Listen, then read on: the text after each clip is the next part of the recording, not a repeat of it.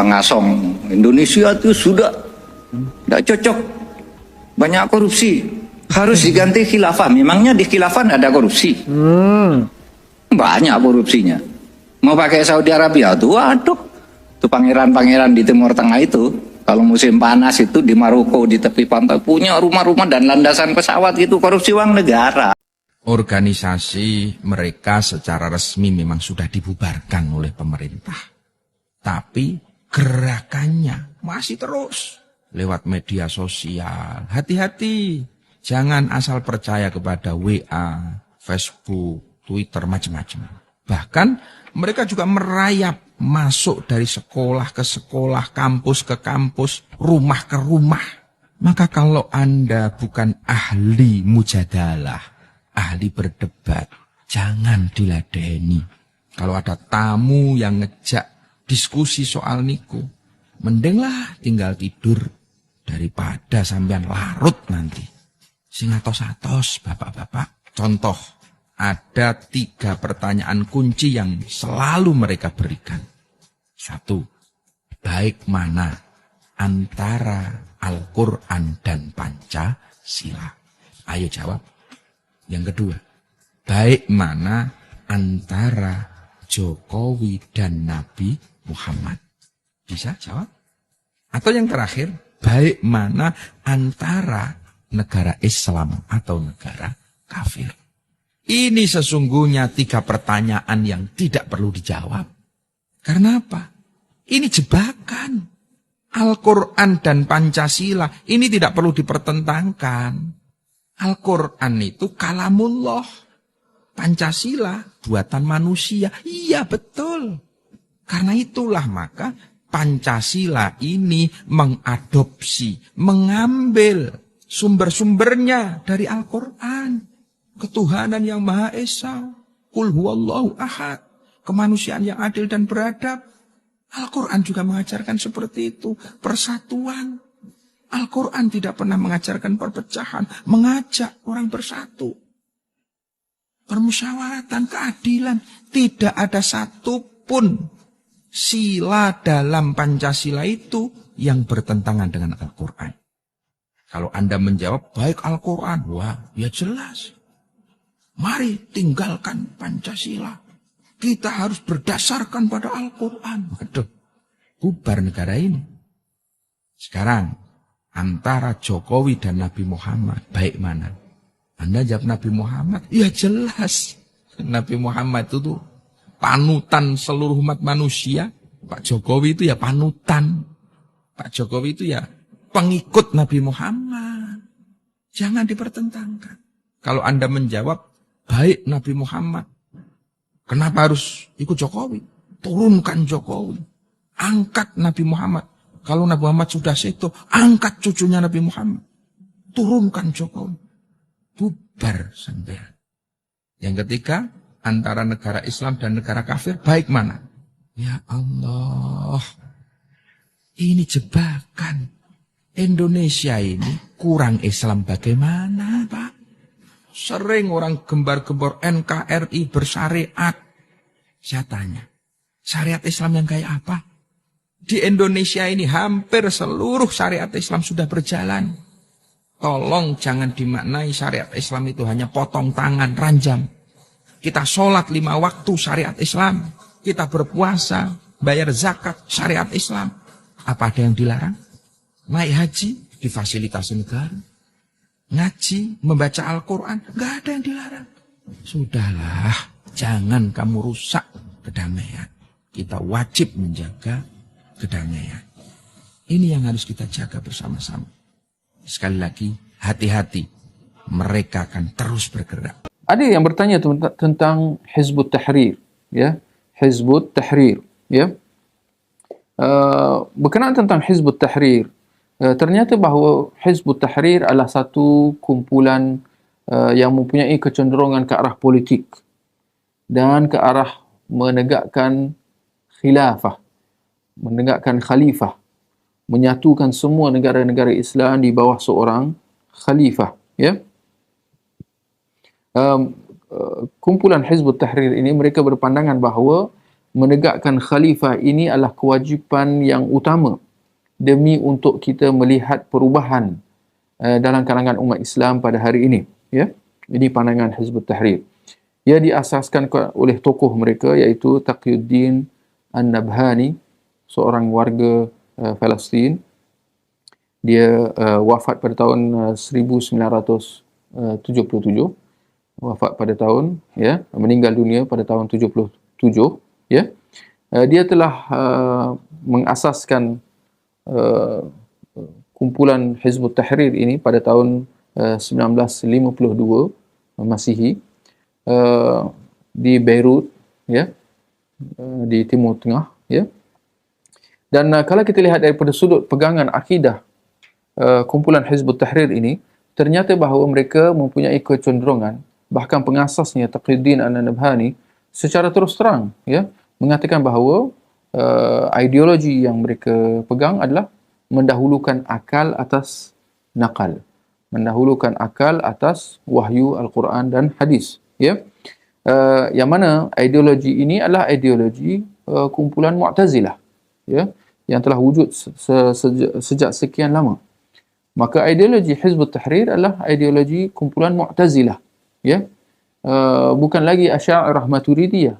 Sebaliknya kumpulan ideologi Hizbut Tahrir adalah Mu'tazilah, yang mana antara ideologi mereka adalah tidak beriman dengan azab kubur, tidak beriman dengan Dajjal, tidak beriman dengan segala perkara-perkara ghaib yang menurut mereka datang melalui jalan hadis ahad, ya. Maka slogan mereka, hadis ahad tidak boleh dijadikan sebagai hujjah dalam akidah. Maka itu adalah slogan atau kepercayaan Hizbut Tahrir, ya. Yang mana ternyata bahawa ini adalah satu pandangan yang batil. Kita ahli sunnah wal jamaah, pegangan kita adalah kalau sekiranya satu khabar itu datang dalam hadis yang sahih, tak kira dalam masalah akidah atau hukum, maka hendaklah kita terima dan kita beramal dengan sejajarnya. Maka kerana itu ahli sunnah wal jamaah, mereka beriman dengan azab kubur, mereka beriman dengan kesenangan dalam kubur, kita beriman dengan kedatangan turunnya Dajjal, turunnya kedatangan Nabi Isa alaihissalam. Kita beriman dengan Ya'juj dan Ma'juj. Kita beriman dengan adanya telaga Haul Nabi SAW di akhirat kelak. Kita beriman dengan urusan di padang mahsyar, di mana adanya timbangan amal baik dan amal buruk. Kita beriman dengan titian sirat. Kita beriman dengan segala perincian-perincian yang disebut dalam hadis yang sahih tentang syurga dan neraka. Walaupun menurut istilah Hizbut Tahrir, ia datang dengan cara khabar ahad dan bukan hadis mutawatir. Kita katakan ini adalah satu falsafah yang mereka wujudkan. Ya, dan ia adalah satu pegangan fahaman yang batil, tertolak sama sekali. Ya. Maka ini yang perlu kita faham berkenaan tentang Hizbut Tahrir. Ternyata ia adalah satu kumpulan yang menyimpang daripada jalan yang benar. Ia menyimpang daripada sudut akidah salafus salih. Mereka menyimpang daripada sudut manhaj salaf, di mana kita lihat ternyata bahawa mereka mengutamakan khalifah. Adapun dalam masalah akidah, mereka sama sekali tidak memperjuangkan akidah tauhid dan membanteras syirik. Kalau sekiranya kita lihat mereka sendiri dalam segi akidah mereka pincang, cacah merbah. Tidak jelas akidah yang jelas, akidah yang mereka bawa. Bahkan akidah yang mereka nyatakan adalah akidah yang menyimpang daripada manhaj salaf. Termasuk mereka mempunyai kecenderungan arah politik, ya. Di mana kita maklum bahawa dalam masalah urusan rakyat dengan pemerintah, akidah Ahlus Sunnah wal Jamaah menuntut supaya kita taat kepada pemerintah muslim kita selagi mana dia mendirikan solat, selagi mana dia muslim. Tetapi Hizbut Tahrir, mereka ada kecenderungan ke arah untuk menjatuhkan para pemerintah muslim atas dasar bahawa pemerintahan mereka tidak sah kerana mereka tidak pakai sistem khalifah, mereka menggunakan sistem yang tidak Islam, sistem beraja, sistem pewarisan, Perdana Menteri, Presiden, dan seumpamanya. Mereka tidak mengiktiraf sistem-sistem ini. Kita tak nafikan ada dalam beberapa bahagian yang mereka sebutkan itu benar. Tapi ternyata cara mereka melawan pemerintah, ingin menjatuhkan pemerintah, tidak taat kepada pemerintah Muslim yang sah yang telah dipersetujui oleh rakyat, oleh orang Islam di sebuah negara, maka kecenderungan mereka itu jelas menyimpang daripada jalan yang benar. Demikian tadi sedikit sebanyak tentang kumpulan Hizbut Tahrir. Yang ternyata sampai ke negara kita ini pun mereka telah membuka cawangan mereka. Akhirnya mereka adalah satu kumpulan yang sesat. Menurut pendapat saya, kunci kemenangan adalah Jawa. Siapa bisa menguasai Jawa, itulah yang menang. Lihatlah PRRI Permesta yang praktis telah menguasai beberapa pulau di luar Jawa. Karena Jawa tidak mereka tarik, maka akhirnya mereka gagal. Jadi Jawa adalah kunci. Anda tahu bagaimana PKI beraksi dulu? Pada saat euforia politik terjadi di Indonesia, terbentuklah yang namanya Partai Komunis Indonesia. PKI ini memang kepanjangan tangan negara komunis di dunia waktu itu. Pada masa itu terjadi perebutan wilayah ideologis komunis yang diwakili Rusia dan Cina, dan wilayah ideologis kapitalis yang diwakili Amerika dan negara-negara barat sekutunya. Jerman terbagi dua, Korea dan Vietnam juga. Gerombolan itu menuju Indonesia.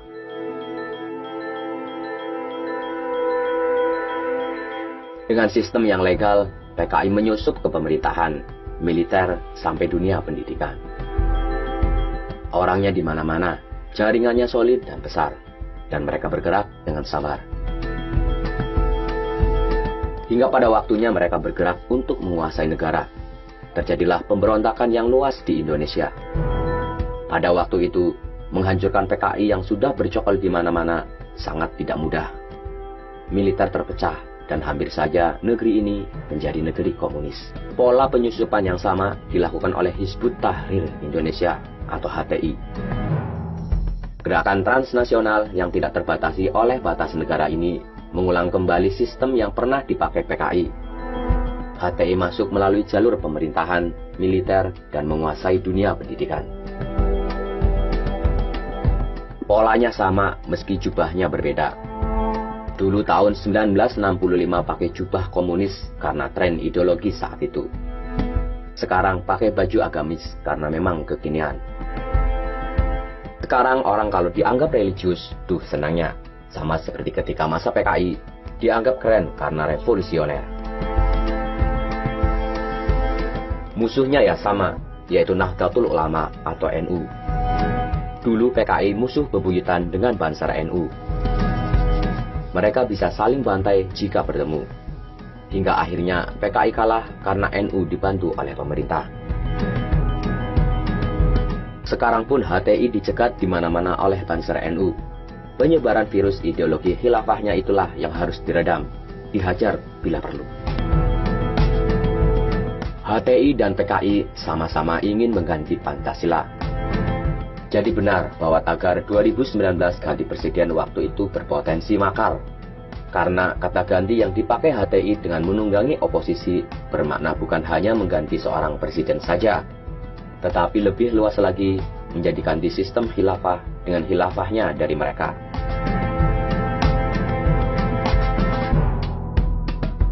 Jadi kalau ada yang tanya, PKI dan HTI lebih berbahaya mana? Jawab saja, sama berbahayanya. Wong modelnya ya begitu-begitu juga. Cuman sekarang pakaiannya ganti biar lebih religius dan diterima.